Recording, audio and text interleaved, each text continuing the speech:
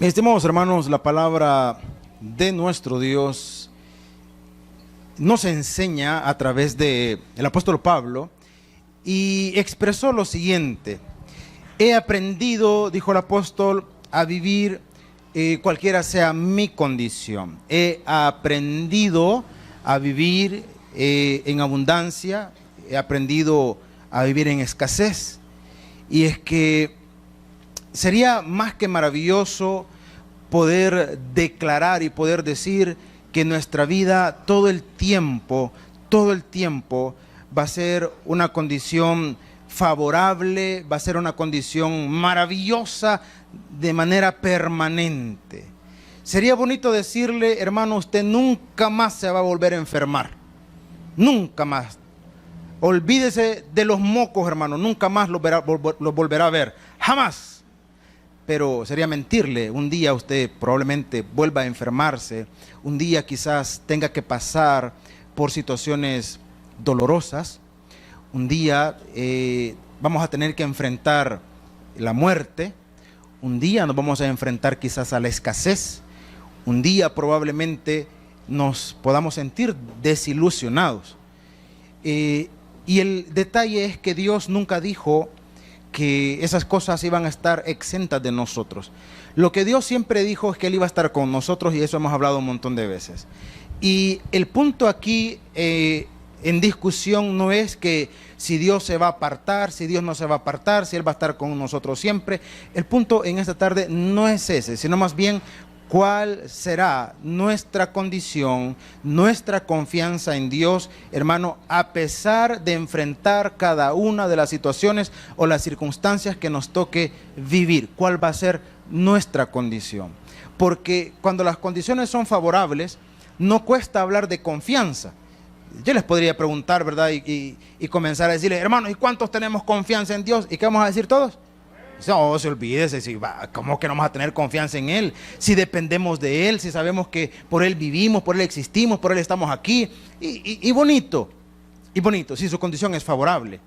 Ahora, y cuando nuestra condición no es favorable, la pregunta es: ¿va a continuar teniendo esa misma confianza en Dios? ¿Va a llegar a ser, o es su confianza inquebrantable para con el Señor? Porque hay una alabanza muy bonita, no podemos negarlo, muy bonita, que en algún momento nos ministra y sí está bien. Y se llama Tu Fidelidad. Yo creo que muchos, o todos la hemos cantado, ¿verdad? Tu fidelidad, ¿qué dice? Es grande. No, y qué bonito, ¿verdad? Y tu fidelidad incomparable es, y no sé qué, y no sé cuánto. Ahora, pero, ¿y si fuese al revés, hermano? Y si fuese mi fidelidad, qué tan grande, qué tan inquebrantable, qué tan firme puede ser. En la Biblia encontramos un acontecimiento de un profeta, un acontecimiento nada favorable, hermanos, nada favorable. Antes de abrir la escritura, quiero comentarle un poco el contexto del pasaje que vamos a leer. Este profeta fue un contemporáneo de Jeremías, fue un contemporáneo de Ezequiel, fue un contemporáneo de Zacarías. Para que tenga usted una noción de las condiciones, el pueblo de Israel estaba en este momento, cuando este profeta declara su profecía, estaba en una condición de amenaza. Estaba en una condición de invasión inminente. En cualquier momento iba a ser invadido el pueblo. En cualquier momento iban a ser llevados cautivos, y en esas circunstancias, en esas condiciones de amenaza, en esas condiciones, hermano, en las que se sentían desprotegidos, en esa condición de extremo temor e inseguridad, este profeta declara lo siguiente. ¿Y de qué vamos a hablar? De una confianza inquebrantable.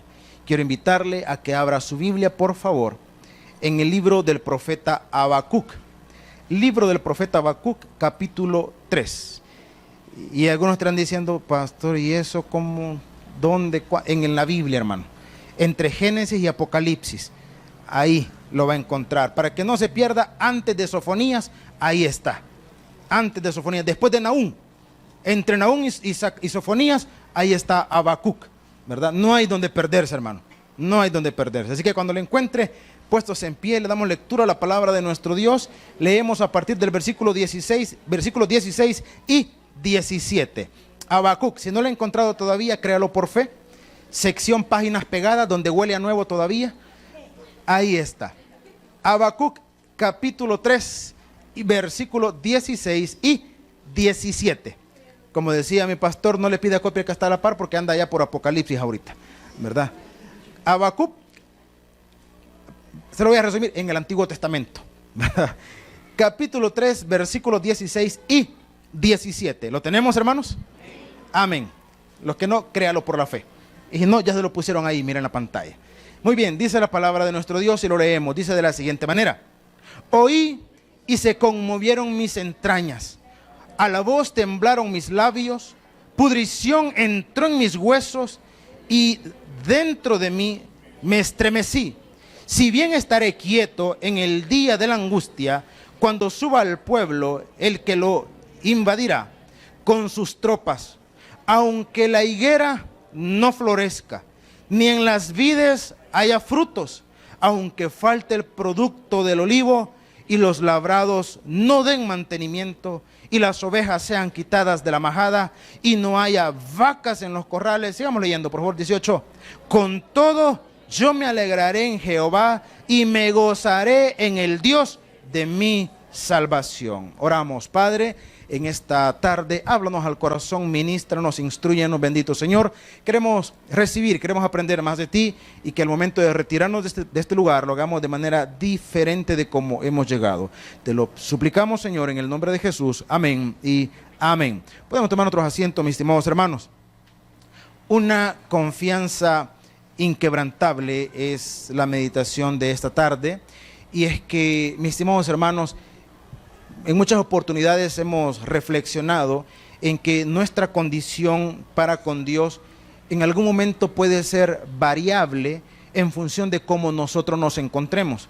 Ahora, no significa que sea una misma condición para todos, pero muchas veces sucede que cuando nuestra condición es favorable, siempre hemos dicho, por ejemplo, en el momento de las alabanzas, ¿verdad? Si usted vino a la iglesia y usted no tuvo ningún disgusto antes de venirse, usted se vino en paz, usted tiene estabilidad, tiene una economía, pues no digamos extremadamente favorable, pero sí estable. Usted está sano, usted almorzó rico, se pegó una siestecita antes de venirse, se bañó, espero yo, ¿verdad? Y se vino. Hermano, no, hombre, mire, usted va a estar y cantando, ¿verdad? Y todo maravilloso, y hasta alza su voz, ¿verdad? Y resplandece, ¿verdad? Y sí, ¿verdad? Y qué bien, y toda la cosa. Ahora, cambiemos la condición. ¿Qué pasaría si de repente usted tuvo una discusión, un pleito, una desilusión, y a pesar de eso usted decidió venirse para la iglesia? ¿Qué sucedería si acompañado de eso esta semana le quitaron a usted el trabajo y está pensando cómo va a hacer para solventar todos los compromisos que tiene que afrontar? Y para colmo, el recibo de la luz vence esta semana. Debe 2 meses de agua. Se terminó el gas. Y hay que pagar la cuota del colegio, ¿verdad? Y la señora del micro ya no lo pasa a traer al bicho porque ya le debe 2 meses. Entonces, pregunta, ¿cantaría igual? ¿Alzaría igual su voz? ¿Regalaría la misma sonrisa cuando nos estamos saludando? ¿O sería una condición contraria y cuando dijéramos, regálele una sonrisa que está al lado? Ve, ¿para qué? No moleste. ¿Cómo con estar pelando los dientes voy a resolver yo mis problemas? ¿Cuál sería nuestra actitud?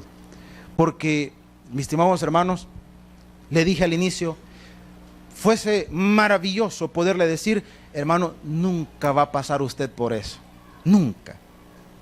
Mire, desde el momento que usted conoció al Señor, olvídese que usted no se volverá a enfermar, no volverá a tener problemas económicos, no volverá a tener desilusiones. Mire, no se preocupe, que eso es cosa del pasado. Ahora usted va a vivir todo el tiempo de victoria en victoria y en victoria. Hermano, suena bonito.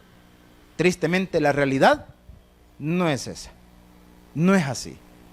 Cuando nos vamos a la Biblia y nos vamos a Hebreos capítulo 11, ¿alguien recuerda de qué habla Hebreos capítulo 11, hermanos? Habla de la fe y específicamente se le llama el cuadro de honor de los héroes de la fe. Ahora, ¿sabe qué es lo tremendo? Cuando cada uno de los personajes que están allí hace referencia a su fe, a su relación con Dios. Dice que algunos de ellos fueron apedreados.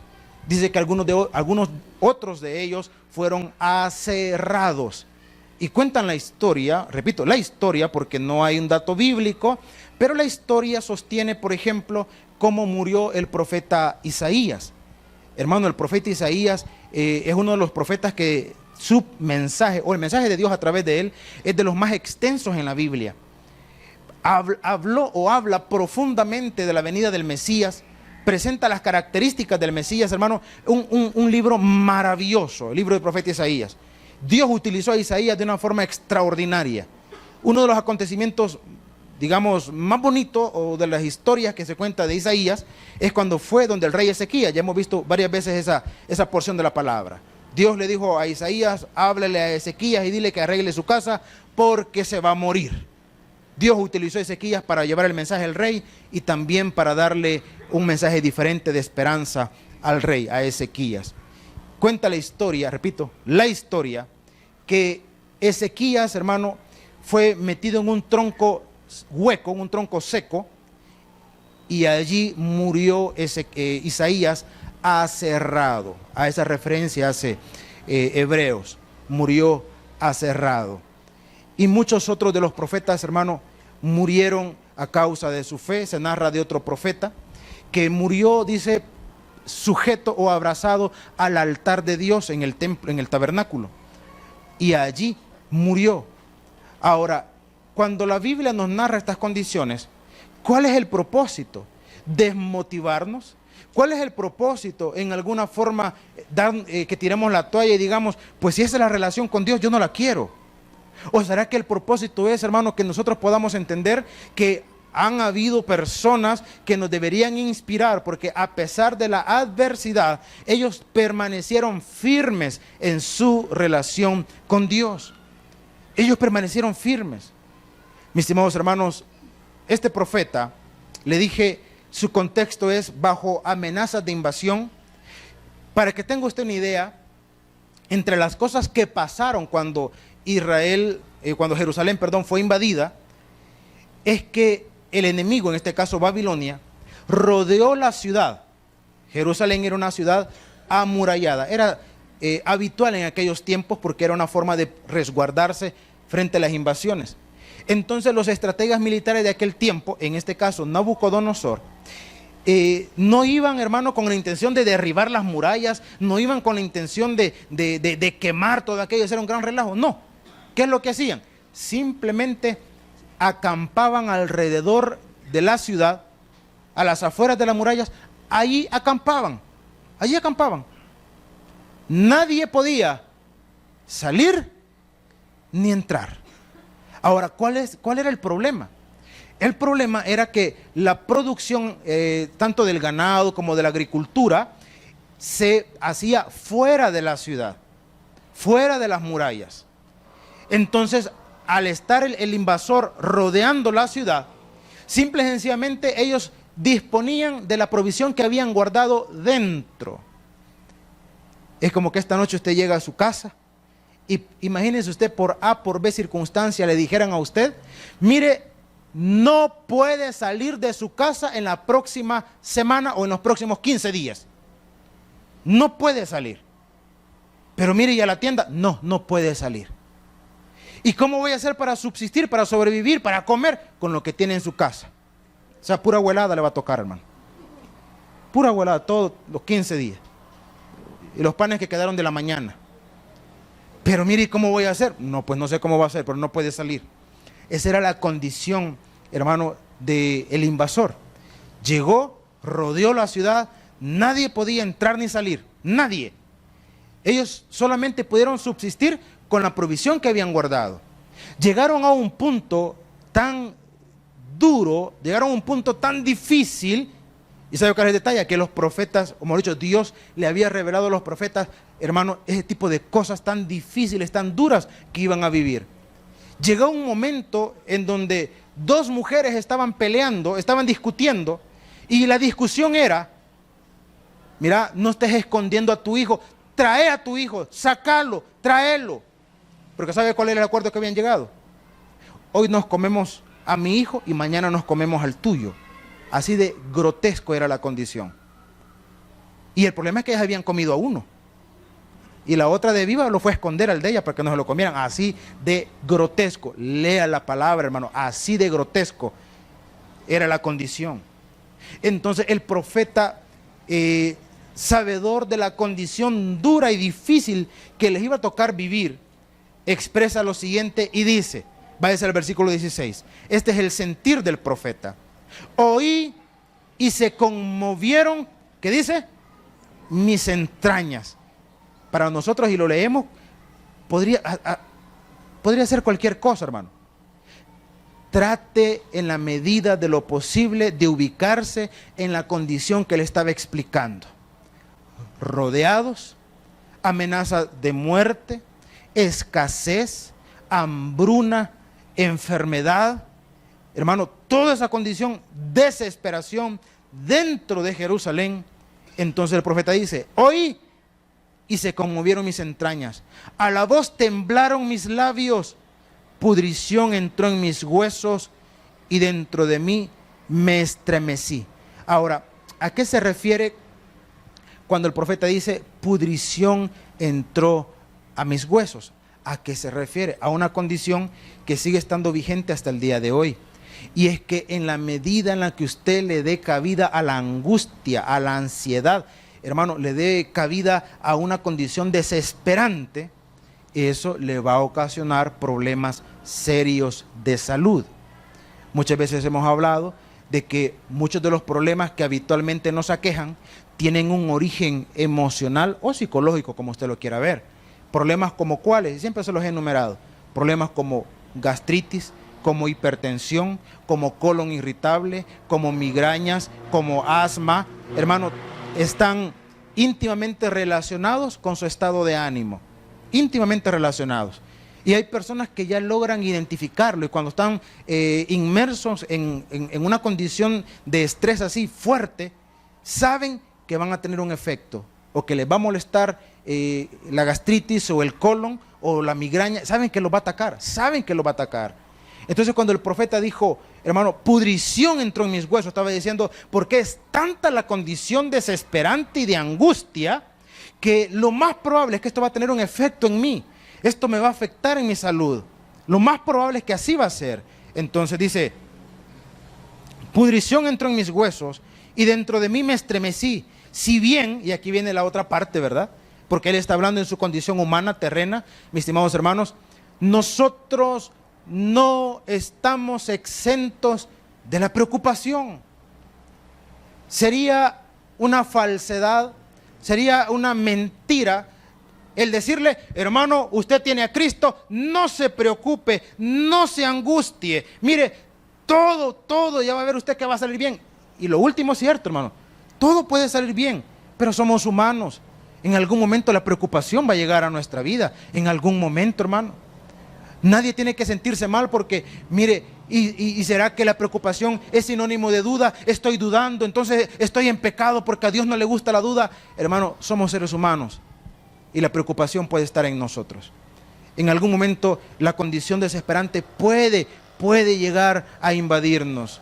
Siempre hemos dicho, aquel que diga que nunca ha querido tirar la toalla, probablemente es mentiroso. Porque todos en algún momento hemos llegado a situaciones en donde hemos dicho, no, quizás ya no, quizás esto es por gusto, quizás me voy a dar por vencido, quizás ya para qué, quizás ya para qué. Y cuando llegue a esa condición, no se sienta, en primer lugar, no piense que es la única persona o el único cristiano que ha pensado por eso. Muchos hemos pasado por allí. Muchos hemos estado en esa condición. Y el detalle no es si quiero o no tirar la toalla, el detalle es si la va a tirar o no. Yo he platicado con personas que cuando en algún momento expresan y dicen, no, mire, ya no, yo siempre digo, mire, ¿sabe qué? Si quiere, mejor baje el ritmo, pero no deje de avanzar, no corra, si gusta, camine, y si va a caminar y si gusta, a paso lento, pero no deje de avanzar, no se quede estancado, no se siente. Algunas veces se los he comparado como una experiencia que en lo personal pues siempre he considerado que me ha servido mucho para interpretar algunas cosas de la vida misma. Y es que en una oportunidad, estábamos en el bachillerato todavía, se hizo una maratón. No recuerdo exactamente cuántos kilómetros era, pero aproximadamente eran 10 kilómetros, si mal no me equivoco, de la maratón.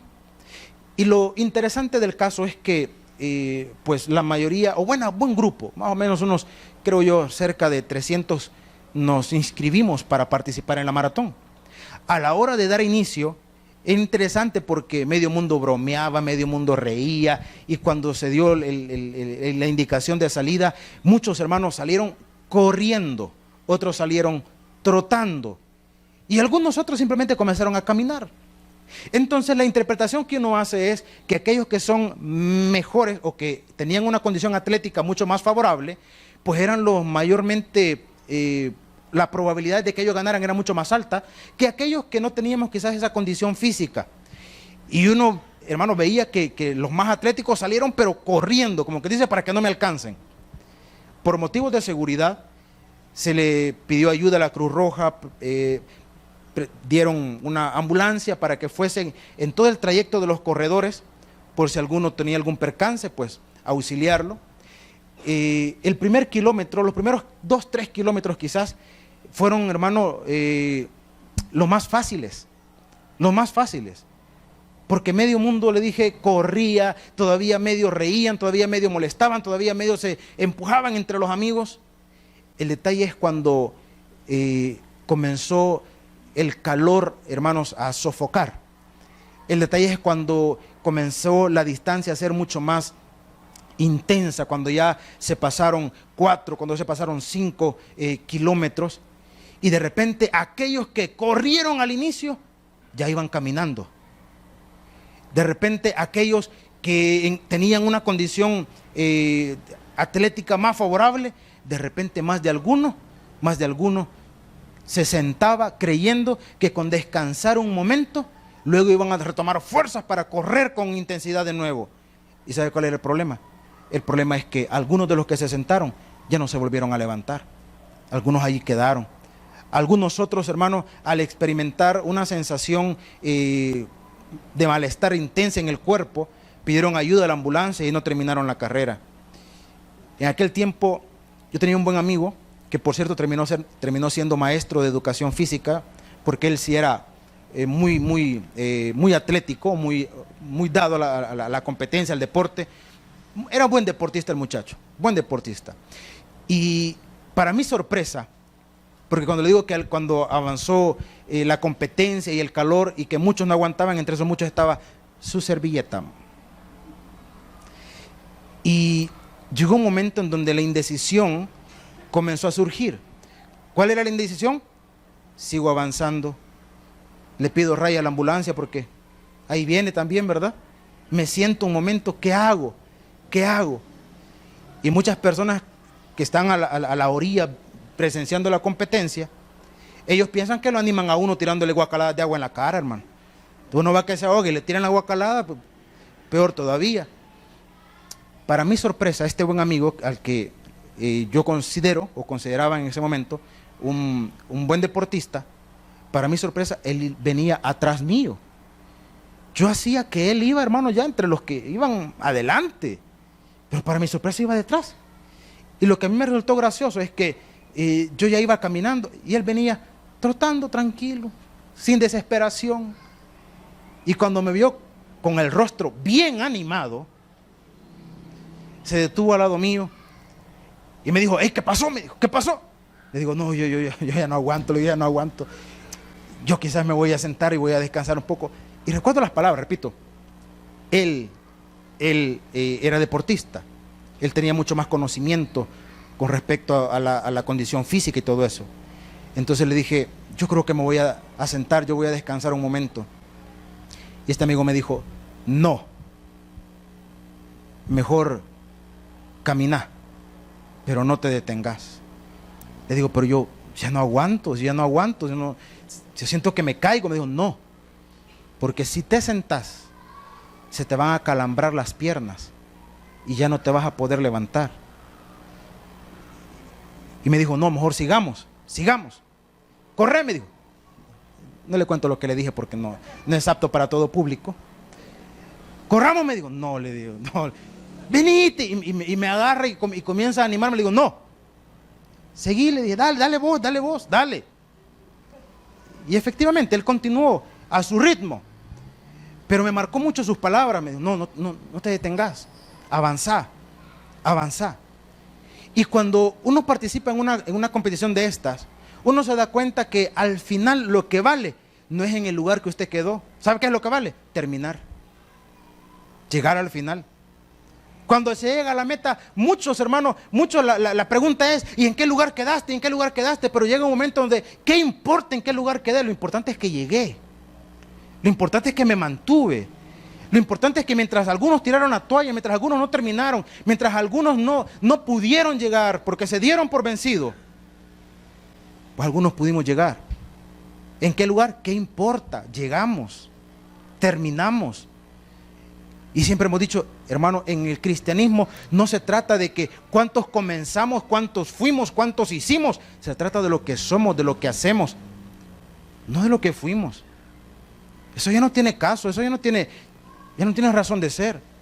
Pero mire, yo fui servidor, pero mire, yo iba a ganar. Hermano, eso no tiene valor. Lo que fue, lo que fuimos, es lo que somos. Es lo que somos. Y si alguna vez podemos decir que fuimos algo, la pregunta es, ¿qué ocasionó que usted se moviera de la condición donde Dios lo quería tener, o de la condición favorable donde Dios lo había puesto? ¿Qué ocasionó que se moviera? ¿Qué hizo que se moviera? Porque aquí el profeta, repito, expresa la condición difícil y dice, dice que dentro de sí se estremeció, pero dijo, si bien estaré quieto en el día de la ¿qué dice? De la angustia. En el día de la angustia, ¿qué voy a hacer? Voy a permanecer quieto. Es como que usted tomara una determinación y dijera, aquí donde Dios me tiene, aquí voy a permanecer. Pregunta, ¿qué lo va a mover de ahí? Yo no sé, hermano, ¿qué lo va a mover a usted? ¿O qué lo podría mover a usted? Bonito fuera que pudiéramos decir, mire, de aquí no me mueve. Eso sería maravilloso. Sería maravilloso. Y ahí es donde les cuento nuevamente el caso de esta hermana de allá de Usulután, que si la trajéramos a ella ha venido aquí un par de veces, incluso estuvo en un culto hace más de un año. Yo siempre les he dicho, si trajéramos a esa hermana que diera testimonio, algunos dijeran con inspiración, con espiritualidad y con ternura, qué mujer más cueruda esa. Qué mujer más cueruda. No, mire, de todo lo que le han hecho, porque a esa mujer literalmente le echaron de la iglesia, hermano. Literalmente le dijeron, no queremos ver a sus hijas aquí. Yo sé que algunos dirían, no, con mis hijos no se meta, conmigo lo que quiera. Y si le desprecia a uno de sus hijos, ¿qué va a hacer? Mejor ni le cuento qué voy a hacer. Esa mujer permaneció, estaba allí. No, hermano, no es que no lloró, porque sí lloró y ha llorado muchas veces, pero tiene una determinación.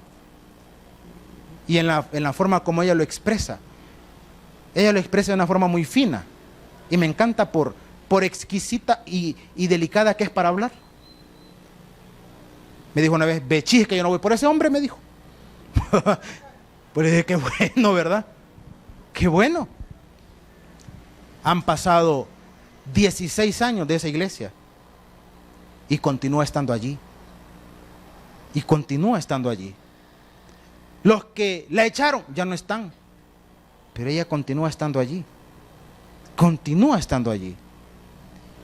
Y quiero decirle que fuera maravilloso decirle, hermano, y mire, y ahí está esa mujer en victoria, y todos los que en algún momento le procuraron su mal han desaparecido, ya no están, y ahora es una mujer que vive plenamente en victoria. No, si la semana pasada todavía platicábamos y me decía, si mire, me dijo, y esto, ¿y qué va a hacer? Nada, me dijo, ahí voy a estar, me dijo.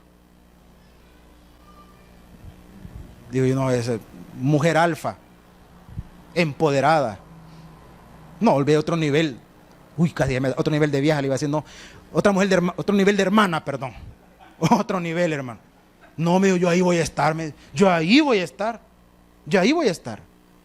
Mis estimados hermanos, y el profeta dijo, si bien estaré quieto en el día de la angustia, cuando suba al pueblo, ¿el que dice, hermano? El que lo invadirá con sus tropas. ¿Cómo va a estar? Quieto. Hay una... está el video y está la imagen de un hecho que dio la vuelta al mundo.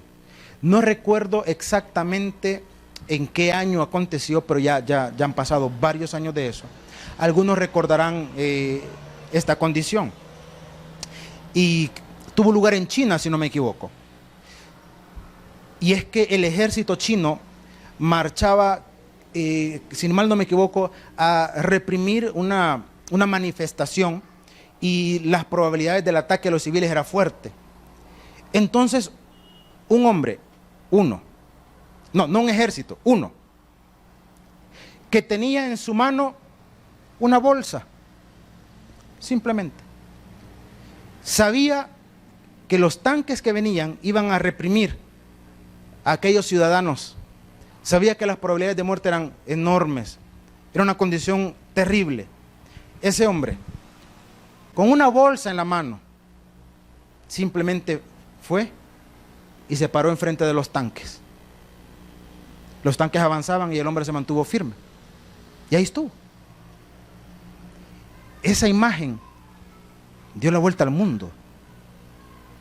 Hermano, póngase usted enfrente ahí cuando venga a las 17 para abajo, mañana a las 7 de la mañana.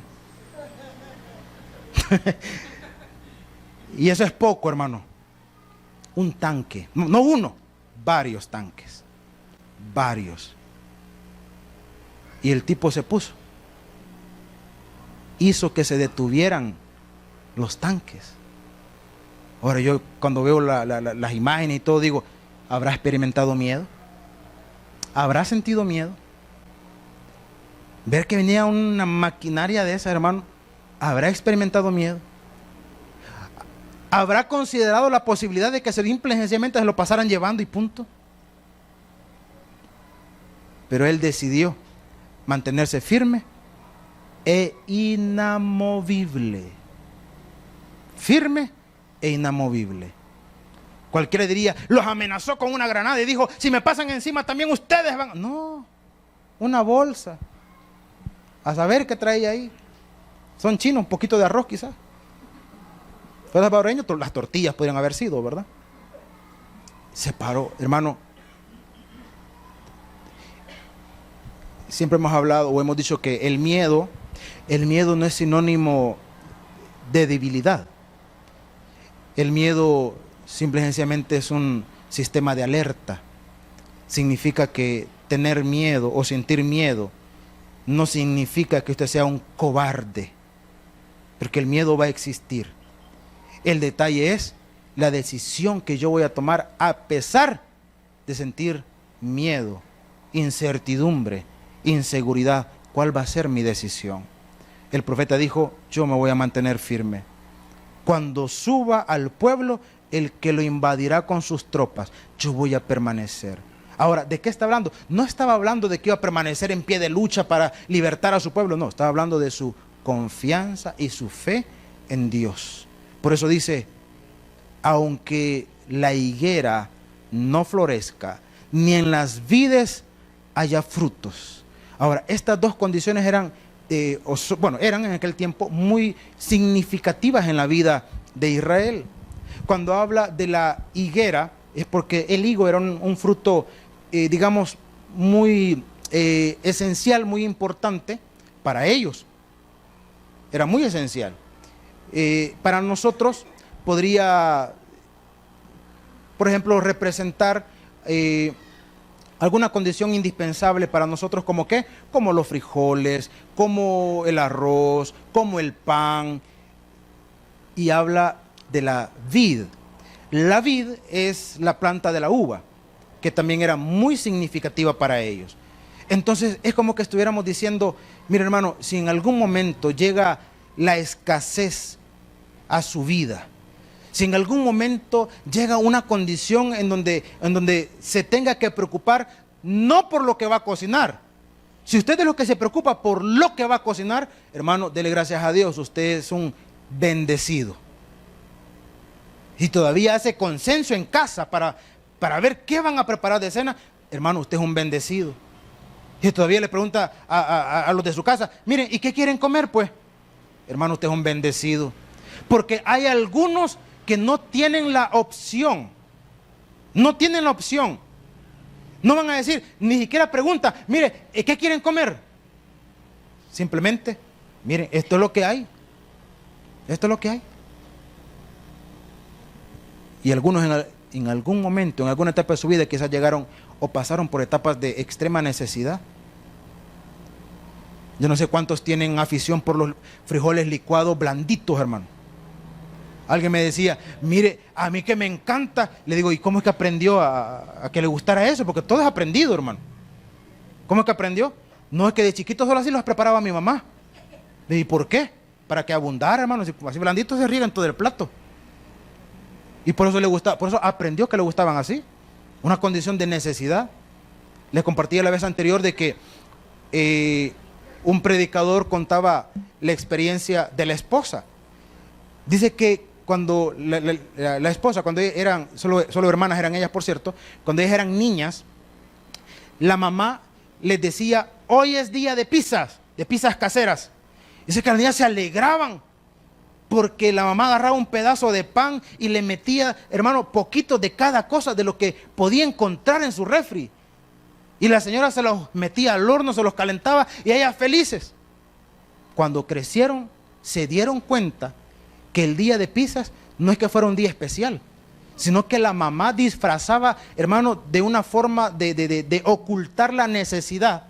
Y lo que hacía es que agarraba un pedazo de pan y el poquito de frijoles, poner en nuestro contexto, porque eso fue en Argentina, pero ponerlo en nuestro contexto, el poquito de frijoles que sobró, lo vamos a untar aquí, queda un poquito de queso, rayémoslo para que alcance para todos, ¿verdad? Aquí hay un pedazo de pollo de la semana antepasada, el único pedacito que alguien no se comió, ¿verdad? Hay que deshilacharlo, ¿verdad? Y ponerle un poquito, hermano, y la cuestión es a tratar de mitigar la situación. El día de pizza no era un día de fiesta, sino que era cuando era lo único que había, era lo único. Si la gran diferencia es que la señora, en lugar de vivirse quejando porque no tenía, sino que trataba de irradiar una condición diferente en sus hijas. Mis estimados hermanos, pero ¿qué pasa cuando algunos llega a una condición así y lo primero que hacen es quejarse, lamentarse y hasta murmurar de Dios? El profeta dijo, aunque la higuera no florezca, ni en las vides haya frutos, aunque falte el producto del olivo. Se le acabó el aceite, hermano. Se le acabó el aceite. ¿Y qué va a hacer ahora? Se le acabó. Bonito es cuando dice, vayan a comprar a la tienda, y cuando no hay. Y cuando no hay, ni modo, sancochado. ¿Cómo va a preparar los huevitos? Mire, los dos que hay los vamos a hacer duros. Y aquí hay un aguacate, hagamos guacamole para que abunde. ¿Va a ser picadito el aguacate? No, lo vamos a hacer así cremoso para que abunde un poquito más. Se acabó. Se acabó. ¿Y mañana qué va a pasar? Cada día trae su propio afán. Por mañana no se preocupe. Y la recomendación de toda la vida, y si tiene para comer, no se vaya a la cama con hambre, coma. Pero hay que guardar para mañana. Mañana volverá a caer maná. Tantea usted, yo tanteo que sí. Allá usted si sigue dudando, hermano. Allá usted si sigue dudando. Si usted duda, pues no va a caer. Si usted confía, la provisión va a llegar. Y algunos podrían decir, no, hermano, después de todos estos años en el ministerio uno ve cosas que le pueden causar hasta risa, inspiración y sorpresa. Cuando estaba en Santa Rosa, les he comentado algunas veces, había una pareja de origen nicaragüense. Ellos eran medio inteligentes. ¿Cómo les dije que eran? Sí, ya le voy a contar por qué. Porque fíjese que ellos iban a la iglesia porque les interesaba que sus hijos conocieran del Señor. Sus hijos estaban pequeñitos. El mayorcito creo que tendría como 5 años y la niña tendría alrededor de 2 años. Y ellos iban para que sus niños estuvieran en escuela bíblica. Pero ellos nunca quisieron recibir a Cristo. Pues les digo que eran medio inteligentes. Porque sabían lo bien que le iba a hacer a sus hijos tener un conocimiento de Dios, aunque ellos nunca quisieron recibirlo. Un día, una tarde, mejor dicho, de un sábado, allí el culto de milagros era día sábado, llegó esta persona con el niño. Lo extraño es que solamente llegó él y su hijo, siempre llegaban los 4, pero ese día solo llegó él. Él era compañero de trabajo de un hermano de la iglesia y él fue el que lo invitaba a la iglesia. Ese día el culto se desarrolló con tremenda normalidad. Pasó, no sé si 1 semana o 2 semanas, pero el hermano fue el que me contó el testimonio y me dijo lo siguiente: mire, ¿se acuerda el día que fulano, me mencionó el nombre, llegó a la iglesia, llegó solo con el niño? Sí, le digo, me acuerdo. Mire, no va a creer lo que sucedió. A ver, le digo yo, cuénteme, no el chisme, la noticia, la información, cuénteme. Me dice, ese día él vino solo porque ellos se sentían, la familia, se sentían muy mal porque no tenían nada. No tenían nada en la casa, no tenían nada. Y el hombre llegó al culto con $1. ¿Cuánto llevaba en la bolsa? Uno. Y ese no es el problema. El detalle, le dije que el culto se desarrolló con completa normalidad. Entonces llegó la hora de la ofrenda, ¿verdad? Llegó la hora de la ofrenda y entonces allí comenzó el verdadero problema. El problema era el hombre inconverso. Le dije, él nunca recibió a Cristo, nunca. El tiempo que yo estuve allá, nunca lo recibió. El detalle era, ¿qué hago con este $1? ¿Lo ofrendo o me lo quedo? No tengo nada en la casa. Imagínense que usted tuviese que alimentar a los de su casa y solo tiene $1. Saque cuentas, ¿qué compraría? Una cora de pan, una cora de queso, una bolsita de crema, y creo que todavía le alcanza para, qué sé yo, una bolsita de chile. Échele bastante chile para que no coman mucho. Pues sí. ¿Por qué cree que le echan bastante chile al curtido y a la salsa, hermano? Entonces, el problema era, ¿qué hago? ¿Me lo quedo o lo ofrendo? ¿Qué haría usted, hermano? ¿Qué haría usted? Este hombre tomó una decisión.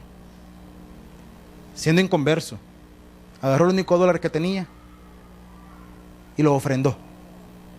Se fue a su casa y se encerró y apagó la luz, porque dicen que el sueño quita el hambre. Apagó la luz. Y lo tremendo, y repito, le estoy contando el testimonio porque este hermano que era su compañero de trabajo fue el que me llegó a contar la experiencia. Luces apagadas. Luces apagadas. El culto allá era a las 5 de la tarde, terminaba a las 6:30. Tipo 7:30 este hombre estaba encerrado, luces apagadas en su casa. Al rato llega alguien a tocar a su hermano, luces apagadas, y llega a tocar la puerta. Y dice que cuando el hombre escuchó que estaban golpeando la puerta, era aquello como que abro o no abro, y ya estamos acostados, pero insistían en tocar la puerta, hasta que al final le encendió la luz y preguntó quién era, la persona le respondió, ¿verdad? Y mira, le dijo, aquí te traigo unos tamales. Rapidito abrió la puerta, hermano. Rápido. Y el hombre abrió la puerta y dijo, mira, le dijo, fíjate que hicieron estos tamales en la casa y mira, aquí te traigo. Y por cierto, le dijo, ¿te acordás de los $10 que yo te debía? Tomá, le dijo, aquí están. Esa noche le llevaron cena y le llevaron 10 pesos. Hermano, un inconverso. ¿Y cuál es la condición del creyente, hermano? ¿Y cuál es la condición del creyente? El profeta dijo, aunque falte el producto del olivo y los labrados no den mantenimiento y las ovejas sean quitadas de la majada y no haya, como dice, vacas en los corrales. Imagínense llegar a una condición tan extrema, mis estimados hermanos, en donde haya que tomar decisiones desesperadas. ¿Cuáles son las decisiones desesperadas? Miren, veamos de qué nos deshacemos, porque esto ya no. Mañana llevo el tele a la cornucopia y esa noche se lo quiebran usted. Y esa noche se lo quiebran. No, pues ni modo, a la gallinita le va a tocar y se enculeca, hermano. Y dicen que así hacen daño. Dicen. Hermano, y llegar a una condición donde puede decir, bueno, ¿y ahora qué falta, pues? ¿Qué falta? Que me muerde un chucho. Y cabal lo muerde, hermano. ¿Y ahora qué falta, pues? Y dice, y no haya vacas en los corrales. Ahora, ¿cuál va a ser su condición? Mire lo que dijo el profeta. Estaba describiendo lo que iba a pasar y estaba describiendo lo que podría pasar. Y dice, con todo yo, ¿qué dice, hermano? Me alegraré. ¿En quién? ¿Se imagina usted? Mire, mañana iba a llevar a empeñar el tele y se quiebra y usted matado de risa. ¿Se imagina eso? Que usted vaya entrando a la casa matado de risa, ¿verdad? Mira, ¿de qué te reís tanto? ¿Te acordás que a darle en la nuca iba la gallina así? Se enculecó, vas a creer. No, hombre. Y matado de risa, hermano. Y diría, no, pues, yo creo que ya la necesidad nos enloqueció, nos desquició, definitivamente. Y mira, y el niño está con temperatura y usted, no, hombre, ¿qué más faltaba? Matado de risa. No, hermano. Alguien puede decir, ¿quién se va a reír en semejantes condiciones? ¿Quién? Ahora, dijo el profeta, con todo yo me alegraré. Ahora, no en las circunstancias. ¿En qué me alegraré? En Jehová. Y aquí va el punto. ¿Es su confianza inquebrantable? ¿Es su confianza inquebrantable? ¿O es de aquellos que con media cosa, hermano, se desilusionan de Dios y en lugar de confiar en Él comenzamos a quejarnos de todo? Y para eso voy a la iglesia. Y para eso quieren que uno pase metido allí. Y para eso soy servidor, para que me vaya mal. Y para eso esto, y para eso esto otro. Como Israel en el desierto. Para eso nos sacaste. Para que nos viniera a matar el ejército de Faraón aquí en el desierto. No habían tumbas suficientes allá en Egipto. Y para esto nos sacaste, para matarnos de sed. Y para esto nos sacaste, para que nos muriéramos de hambre. Y todo el tiempo era una murmuración continua. Hermano, no tiene que ser esa la condición del creyente. El profeta dijo, con todo yo me alegraré en Jehová y me gozaré, mira esta palabra, en el Dios, ¿de qué dice? Eso tiene sentido. ¿Por qué en el Dios de mi salvación? Dios va a hacer algo. ¿Qué va a hacer? No sé. Pero de que va a hacer algo, va a hacer algo. ¿Cómo? No sé. Y ni me importa. Porque si supiéramos lo que Dios va a hacer, no nos preocuparíamos, hermano. Si usted supiera cuánto va a durar su enfermedad, no olvídese usted. ¿Cuál sería la preocupación? No, si ya me dijo Dios que 3 días voy a estar enfermo. Cabal lo de la incapacidad. Cabal, ahí salgo. No, si ya me dijo Dios que sí me van a echar. Porque hoy está de moda que echen a medio mundo, hermano. ¿Verdad? Entonces, no, ya dijo Dios que me van a echar, pero ya 15 días me dijo Dios que me va a dar otro trabajo. 15 días. ¿No que se angustiaría usted? No, ya para la Costa del Sol agarrara. Bicho, vamos a ir a la Costa del Sol. Ya dijo Dios que 15 días me va a dejar así nomás. Hermano, pero no lo sabemos. ¿Qué es lo que sí sabemos? Que Dios va a hacer algo. ¿Cómo? No sé. No sé. No sé cómo lo va a hacer Dios. Dios tiene diferentes formas de manifestarse. Y Dios es tan maravilloso porque es creativo, hermanos. Es creativo. Hace años, bueno, cuando estaba sirviendo allá en Santa Rosa de Lima, yo estaba presupuestado que lo que necesitaba para ir y regresar un fin de semana eran $35 en aquel tiempo. Eso es lo que necesitaba. Ya estaba mi estimación. Para esto, todavía no teníamos local. Estábamos en la casa de una familia, ahí se predicaba, y lo que yo necesitaba eran $35. Un día, no tenía 35, tenía 15. Y la indecisión era, ¿voy o no voy? Porque no me alcanza. ¿Voy o no voy? Solo del pasaje eran $5. Y pagaba un lugar donde dormía, que eran $12. O sea que ya ahí estaba desajustado. Entonces dije yo, pues, Dios va a hacer algo, yo voy a ir. Y me hice el dormido en el bus, tal vez ahí estaba el milagro, dije yo. Pero no, me despertaron, hermano, y me cobraron. El lugar donde me quedaba a dormir, yo tenía una costumbre. Yo ya sabía cuánto costaba, yo sabía cuánto valía, pero yo siempre les decía, ¿cuánto va a ser? ¿Cuánto va a ser? Ese día, como he dicho, el día siguiente, por la mañana, porque me fui a quedar al mismo lugar, le pregunto al empleado, ¿cuánto va a ser? Repito, yo ya sabía cuánto era, pero siempre le preguntaba. Y el muchacho siempre hacía lo mismo, me decía, ya voy a venir, le voy a preguntar al jefe. Y se iba y le preguntaba, y siempre me cobraban lo mismo. Ese día le pregunto, ¿cuánto va a ser? Ya, le voy a preguntar al jefe, ya vengo. Va, y regresa, y me dice el jefe que hoy no es nada.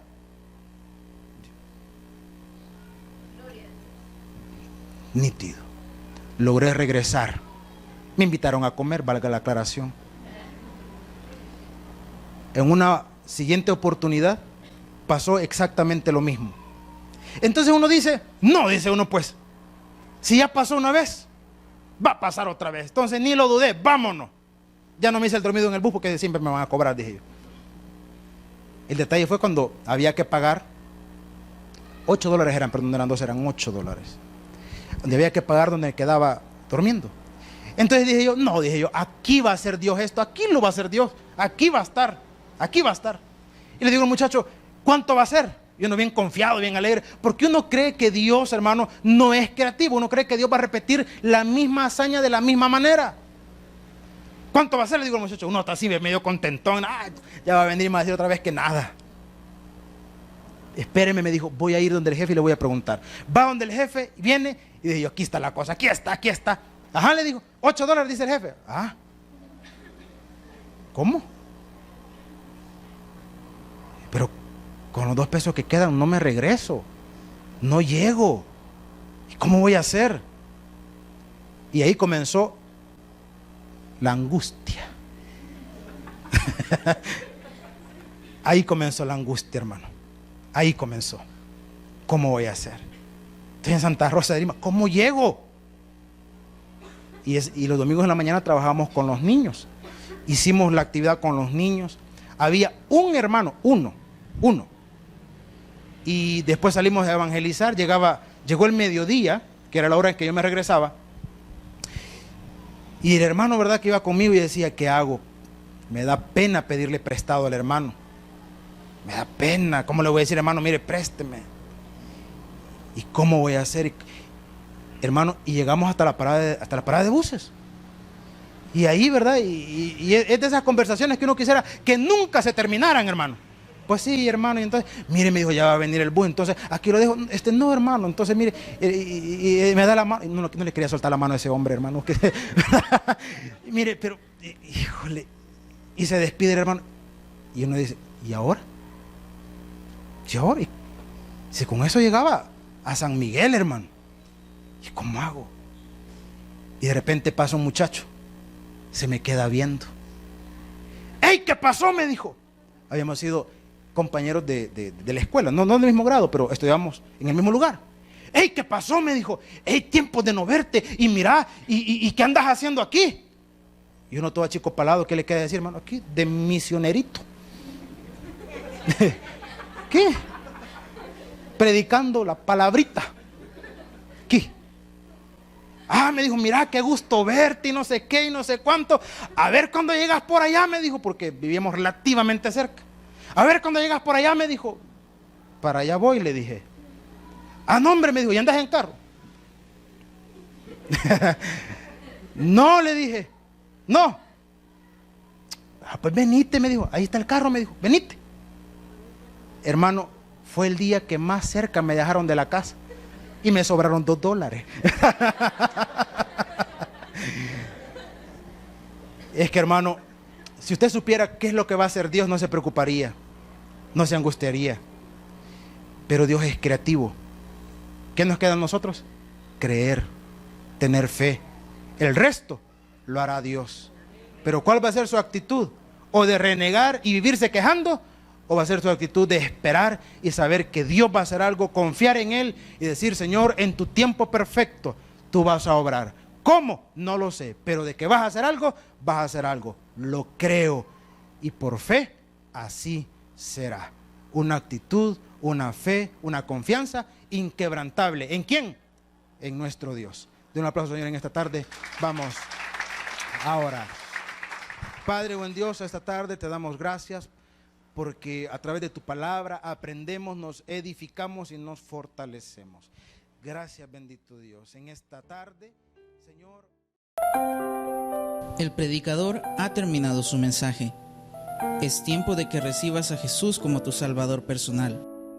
Invócale de la siguiente manera: Señor Jesús, yo te recibo hoy como mi único y suficiente Salvador personal. Creo que eres Dios, que moriste en la cruz por mis pecados y que resucitaste al tercer día. Me arrepiento, soy pecador. Perdóname, Señor.